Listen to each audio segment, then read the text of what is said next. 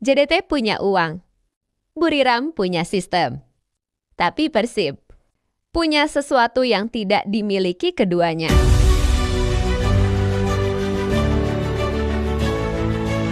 JDT, Buriram, atau Persib, siapa klub paling menakutkan di ASEAN? Kalau hari ini kita diminta memilih satu klub paling menakutkan di Asia Tenggara, jawabannya tidak sesederhana melihat jumlah trofi atau kekuatan pemain, karena ada 3 raksasa yang sedang berjalan di jalur berbeda. JDT dari Malaysia, Buriram United dari Thailand, dan Persib Bandung dari Indonesia. 3 klub, 3 kekuatan, 3 cara berbeda untuk menjadi besar. JDT adalah simbol kekuatan modern. Dalam lebih dari 1 dekade terakhir, mereka mendominasi sepak bola Malaysia hampir tanpa ampun.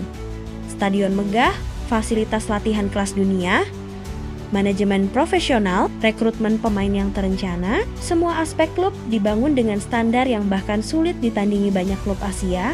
Ketika klub-klub ASEAN masih berjuang membangun fondasi, JDT sudah memikirkan lantai berikutnya. Mereka bukan sekadar klub sepak bola, mereka adalah proyek besar yang dijalankan dengan visi yang jelas. Banyak klub bermimpi menjadi seperti JDT, karena JDT adalah gambaran hasil akhir dari sebuah pembangunan yang sukses. Namun, ada satu pertanyaan yang sering muncul. Seberapa besar dominasi itu dibentuk oleh kekuatan JDT sendiri? Dan seberapa besar karena rival-rival mereka tertinggal terlalu jauh? Karena dalam olahraga, perkembangan sering lahir dari persaingan. Ketika jarak dengan lawan terlalu lebar, tantangan terbesar justru mulai berkurang. Dan disinilah perdebatan tentang JDT sering dimulai. Lalu kita melihat Buriram United. Jika JDT adalah produk jadi, maka Buriram adalah produk dari sebuah ekosistem. Mereka tumbuh di Thailand, negara yang selama bertahan-tahan dianggap memiliki fondasi sepak bola terbaik di Asia Tenggara, liga yang kompetitif, pembinaan usia muda yang berjalan, pemain lokal berkualitas, pelatih yang berkembang, dan budaya sepak bola yang terus hidup. Buriram tidak berdiri sendirian di puncak. Mereka harus bertarung setiap musim. Mereka harus menghadapi klub-klub kuat lainnya. Mereka harus membuktikan diri berulang kali. Itulah yang membuat Buriram begitu berbahaya. Mereka lahir dari lingkungan yang memaksa mereka terus berkembang. Keunggulan terbesar Buriram bukan hanya koleksi trofi. Keunggulan mereka adalah kemampuan bertahan di tengah tekanan. Karena menjadi juara saat tidak ada pesaing adalah satu hal. Tetapi menjadi juara ketika banyak pesaing kuat mengejar adalah cerita yang berbeda.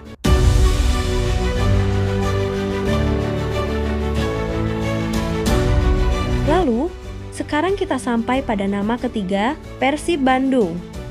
Bandung, dan disinilah cerita menjadi sangat menarik. Hari ini, mungkin Persib belum sedominan JDT. Persib juga belum memiliki ekosistem sepak bola sekuat Thailand. Tetapi Persib memiliki sesuatu yang mungkin tidak dimiliki klub lain di Asia Tenggara. Sebuah potensi yang sangat besar. Potensi untuk menggabungkan kekuatan JDT dan Buriram dalam satu klub. Dari sisi pasar, Persib adalah monster yang belum sepenuhnya bangun. Bobotoh bukan sekadar kelompok supporter. Mereka adalah kekuatan sosial. Mereka adalah komunitas besar yang hidup bersama Persib setiap hari.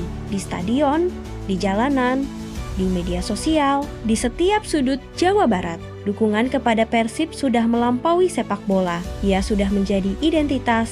Jawa Barat sendiri memiliki populasi yang lebih besar dibanding banyak negara di Asia Tenggara. Bayangkan jika seluruh potensi ekonomi, bisnis, dan fanbase itu bisa dioptimalkan secara maksimal. Nilainya bisa sangat luar biasa. Dan itulah alasan mengapa banyak orang melihat Persib sebagai sleeping giant ASEAN. Yang membuat cerita ini semakin menarik adalah perubahan yang mulai terlihat. Manajemen semakin profesional, klub mulai berpikir sebagai organisasi modern, akademi mulai mendapatkan perhatian lebih besar, struktur bisnis mulai berkembang. Perubahan itu mungkin belum sempurna, tetapi arahnya mulai terlihat. Jika JDT mengajarkan bagaimana membangun klub modern, Persib bisa belajar dari sana. Jika Buriram mengajarkan bagaimana membangun sistem dan pembinaan yang kuat, Persib juga bisa belajar dari sana. Dan jika kedua hal itu berhasil disatukan, Persib akan memiliki kombinasi yang sangat langka, kekuatan ekonomi yang besar, basis supporter terbesar,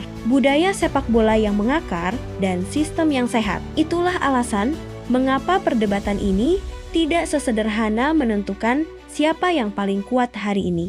Kalau bicara kekuatan saat ini, banyak orang akan menunjuk JDT. Kalau bicara ekosistem sepak bola paling matang, Thailand dan Buriram masih menjadi contoh terbaik. Tetapi, kalau bicara potensi terbesar untuk mendominasi masa depan sepak bola ASEAN, nama Persib Bandung layak masuk di posisi terdepan. Karena masa depan tidak hanya ditentukan oleh uang, tidak hanya ditentukan oleh stadion megah, tidak hanya ditentukan oleh jumlah trofi, tetapi oleh kemampuan menyatukan bisnis, budaya, supporter, dan sistem dalam satu arah yang sama. Dan jika Persib berhasil melakukan itu, mungkin beberapa tahun dari sekarang, pertanyaan siapa klub terbaik ASEAN tidak lagi menjadi perdebatan, karena jawabannya sudah terlihat jelas di depan mata.